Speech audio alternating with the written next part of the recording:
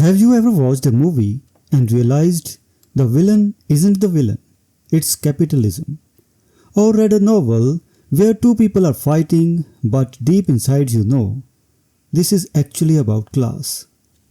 Hello everyone, welcome back to Theory That Doesn't Make You Cry, the series where we find meaning, break meaning, and sometimes expose economic equality in literature. Today's theory is Marxism, the one that walks into a story, flips the table and says, "Stop everything. Who owns the means of production here?" So let's see, what is Marxist theory? Marxist theory begins with one simple principle: to understand culture, follow the money. Karl Marx believed that society is built not on ideas or morality, but on material conditions. Who has money, who doesn't? Who controls labor, who gets exploited? In literature, Marxist theory asks, who has power? Who is oppressed? Who controls resources? What economic system shapes the characters' lives? Marxists don't read a story for romance or adventure. They read it like this: ah yes, capitalism is the real antagonist. For Marxism, a text is not just art. It's a product of economic forces, class relations, and ideology. Now, key Marxist concepts. To speak Marxism fluently, you need this vocabulary: base and superstructure. Base or foundation: economy, labor, production. Superstructure: culture, religion, education, literature. Base shapes superstructure, like your culture depends on your economic conditions, my friend. Class conflict. Society is equal to struggle between bourgeois, owners of wealth, proletariat, workers. Plot twist: they will not live happily ever after. Ideology. Not political parties. Ideology is equal to the invisible beliefs that keep people obedient, like hard work always pays off. Really? The poor are lazy or exploited? False consciousness. When oppressed people start believing the system is fair, Marxists say that's capitalism's biggest magic trick. Hegemony by Antonio Gramsci. The ruling class maintains control not by force, but by making their worldview seem natural, normal, and inevitable. Now we come to literary applications. Let's apply Marxism to literature.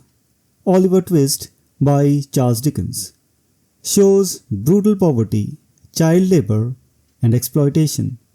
Capitalism is the villain. The Great Gatsby by F. Scott Fitzgerald. Old money versus new money. Dreams collapse under capitalism.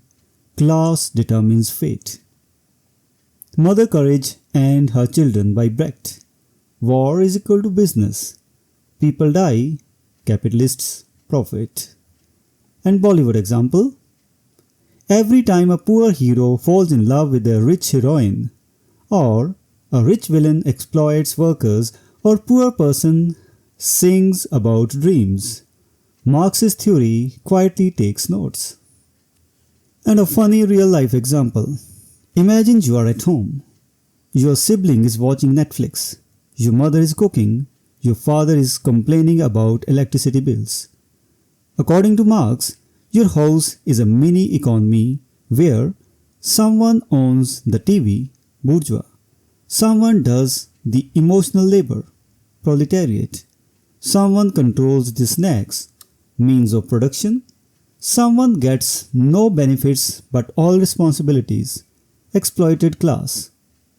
Marx would say, revolution begins in the living room. And now we come to Marxism and literature.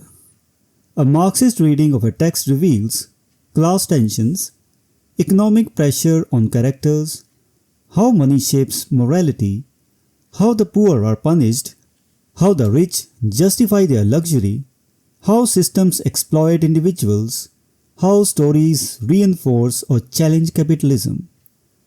Marxism doesn't ask, do you like the character? It asks, who benefits, who suffers, and who controls labor. And now we come to UGC NET Essentials. For NET, you must know important theorists: Karl Marx for class struggle, base and superstructure; Friedrich Engels for ideology; Louis Althusser for ideological state apparatus; Antonio Gramsci for hegemony; Raymond Williams for cultural materialism; and Terry Eagleton for Marxist literary criticism.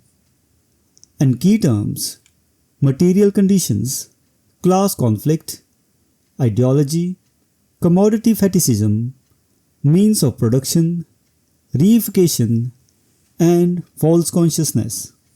And common NET questions: define base and superstructure, who coined hegemony, what is reification, Althusser's state apparatus types, and relationship between class and culture. And now we come to core metaphor. Imagine society as a building. The economy is the foundation or base. Everything else, literature, education, religion, is the decoration, superstructure. Marx says, fix the foundation or the whole building will collapse. And now conclusion. So that was Marxism, the theory that doesn't make you cry, but absolutely makes capitalism uncomfortable.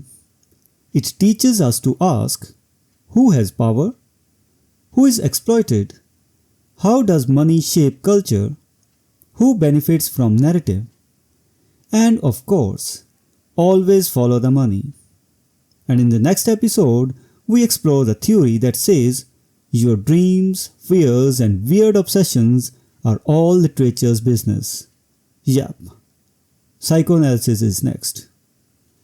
And until next time, goodbye and thank you.